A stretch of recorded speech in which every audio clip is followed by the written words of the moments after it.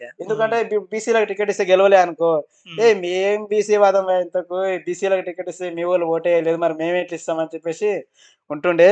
ఇప్పుడు ఓకే. తీన్మార్ మల్లన్న వాస్తవంగా లోపల అది నవీన్ యాదవ్ ఓడిపోతే బాగుండని ఉన్నది ఆయనకు గూడా. ఓకే. ఉంటేనే వాళ్ళని రేవంత్ రెడ్డిని బదనాం చేయొచ్చు అట్లా ఇట్లా అని. కానీ ఆ! బయటికి మాత్రం ఇప్పుడైతే ఖుషిగా చెప్తాడు రేవంత్ రెడ్డి. ఎందుకు అది తీన్మార్ మల్లన్న అంటే, తీన్మార్ మల్లన్న ఆయన అనుకుంటున్నాడు బీసీలకు నేనే పెద్ద ల్ హక్కుదారుని అది ఇది అని గాని, లీడర్‌లాగా. ఆయనను మించిన మనగాళ్ళుంటారు బీసీలలో. మన ఆర్ కృష్ణ అంటే ఆయన జీవితం మొత్తము బీసీల కోసమే పణంగా పెట్టిండు. బీసీల కోసమే ఫైట్ చేసిండు. సరే ఇప్పుడు ఆయన వ్యక్తిగతంగా బీజేపీ పార్టీలో ఉండొచ్చు గానీ, ఓకే. బీసీలంటే గూడా ఎప్పటికి నమ్మదగిన మనిషి. ఇప్పుడు ఎవ్వడున్నా గాని శివ ఆడికి పోతే మాత్రం రోజు 100 మందైనా వస్తారు. అవును. మాకు వాళ్ళు పని కావాలి సార్, హ్మ్. ఇట్లా అది కావాలి, ఇది కావాలి. చిన్న చిన్న పనులు అంతే. ఏముంటది? ఏం లేదు. ఇప్పుడు తీన్మార్ మల్లన్న దానికి కూడా పోయినామనుకో, నిన్ను మేము చూసినాం శివ ఒకరోజు. ఒక ముసలాయనొచ్చిండు.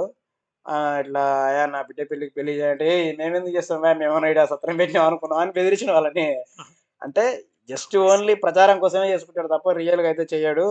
తీన్మార్ మల్లన్న గూడా ఇప్పుడు లోపల లోపల బాధపడ్డా గాని బయటకి ఖుషిగా కనిపిస్తున్నాడు. ఎందుకంటే నవీన్ గెలిచిండని చెప్పేసి. ఇంకోటి నవీన్ యాదవ్ గెలిచిండు కాబట్టి తీన్మార్ మల్లన్న పార్టీకి ఇంతో అంతో ఉంది. ఇంకోటి తీన్మార్ మల్లన్న పార్టీ ఇక్కడ పోటీ చేయలేదు తెలుసా? చేస్తే గాని ఓట్లు డిపాజిట్ కూడా రాదని తెలుసు. డిపాజిట్ రాలేదనుకో ఏమైతది? ఇంక నీదెక్కడ పార్టీరా భయ్! పార్టీని బొందబెట్టినట్టయితే ఆదిల్‌ని అని చెప్పేసి దూరం పోటీ చేయకుండా దూరంగున్నాడు. ఆహా! అయితే నిజంగా నేనేమనుకున్నా అంటే, అరే! తీన్మార్ మల్లన్న నిజంగా బీసీల కోసం కొట్లాడితే, నవీన్ యాదవ్ కోసం సరే పార్టీ పరంగా కాకపోయినా వ్యక్తిగతంగా పోయి నవీన్‌కి ఓటేయాలి. కనీసం యూట్యూబ్‌లోనన్నా చెప్తాడని అనుకున్నా గానీ అవన్నీ ఏవి చెప్పలేదు.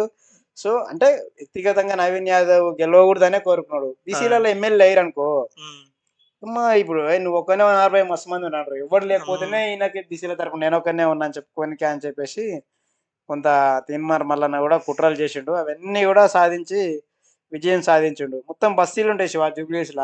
రిచెస్ట్ ఉంటారు ఎమ్మెల్యేలు వీళ్ళంతా ఉండే ఏరియానే గానీ, చాలా మంది ఎమ్మెల్యేలు, బిజినెస్ మ్యాన్‌లు రేవంత్ రెడ్డి ఇల్లు గూడా జూబ్లీహిల్స్ ఏరియాలో ఉంటది. ఓకే. అవును. చాలా మంది ఎమ్మెల్యేలు ఉంటారు. మనకు తెలిసిన అందరూ గూడా.